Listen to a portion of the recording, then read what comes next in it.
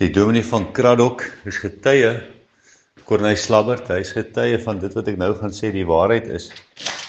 So 'n jaar in my besigheid in, so 'n jaar en 'n half in my besigheid in. Ek het baie hard gewerk en was lang ure gewerk, baie gewig verloor en min geëet, min geslaap. Het ek seker goed gekry wat voel, het amper gevoel of 'n ou nie kan asem kry nie. En nou ek hou nie van die woord panic attackie, want manne kry mos nou nie so ietsie. Maar dit is seker nou so iets, het net gevoel ek kan nie asem kry, dan moet ek net wegkom. En dan gewoonlik as ek my Bybel gaan lees het, dan was ek alright.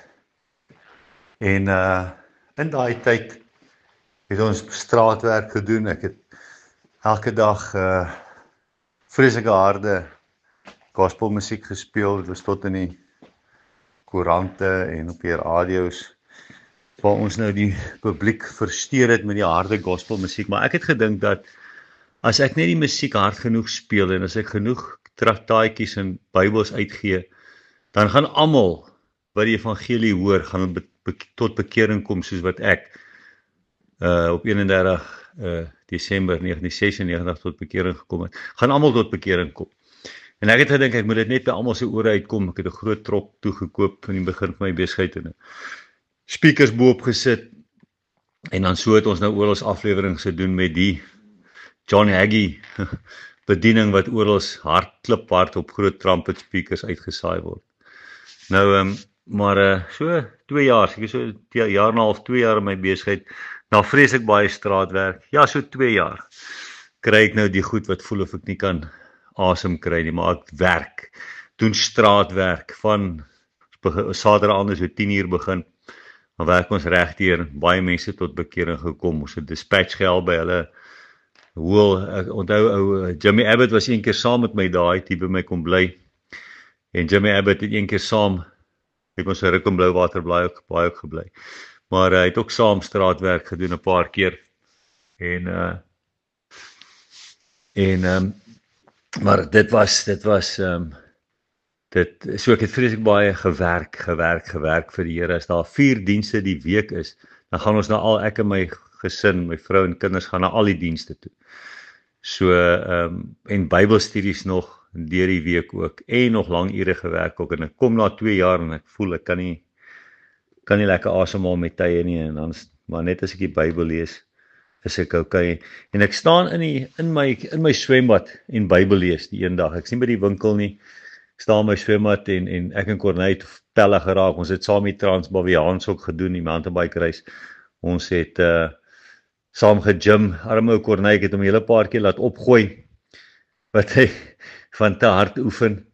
En maar hy was uit vasgebyt. Dit was 'n tawwe ou. En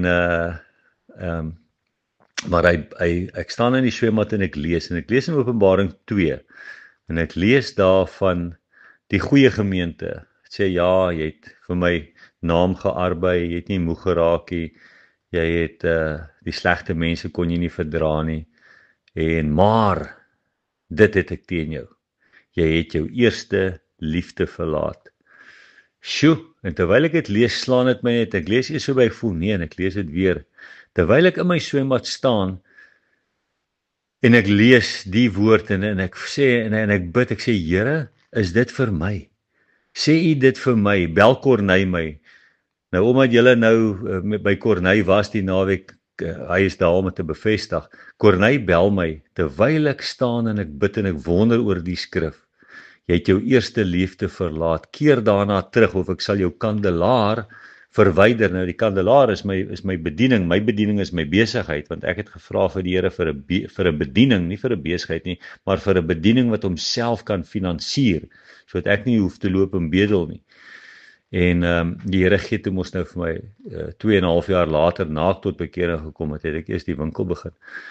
En ek kan jou kandelaar van sy plek verwyder, met ander woorde jou bediening, jou besigheid.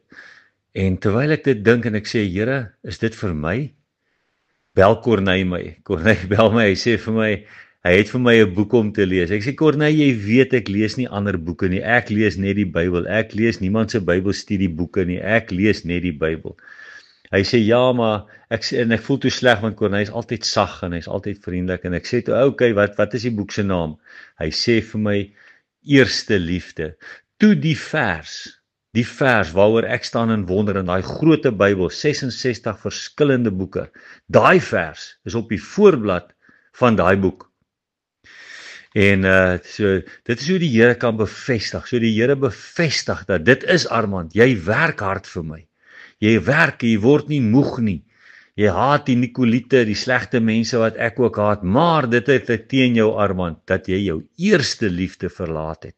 So mens kan so werk vir die Here, dat 'n mens vergeet om dat die belangrikste is om die Here lief te hê. En ek het toe nooit die boek gelees nie, wat Corneille my gegee het nie, maar die Here het vir my deur daai boek se voorblad, het hy vir my bevestig, dat die spesifieke vers, waarin ek oor wonder, is op daai voorblad gewees. En dit is hoe wonderlik die Here is, dit is hoe liefdevol die Here is, en dit is hoeveel hy vir ons omgee, hoe hy vir ons lief is, en sy oog op ons wil hou. Dit is so wonderlik, en ja, laat my ook dink aan die vers waar hulle vir Jesus vra, hulle wil eintlik vir Jesus nou, die Fariseërs dink ek, vir Jesus bietjie vasvra, en hulle sê vir Jesus, vir Yeshua, hulle sê vir Yeshua Amashia, hulle sê, wat is die grootste gebod? En hy sê, dat jy die Here jou God moet lief hê, met jou hele hart, jou hele siel, en hele verstand.